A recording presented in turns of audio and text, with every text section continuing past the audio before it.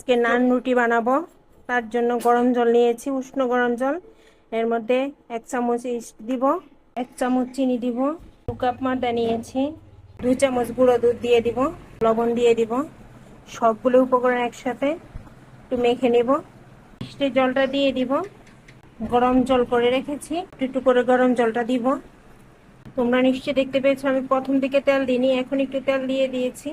উপর দিকে একটু তেল দিয়ে দিব যাতে ড্রাই না হয়ে যায়।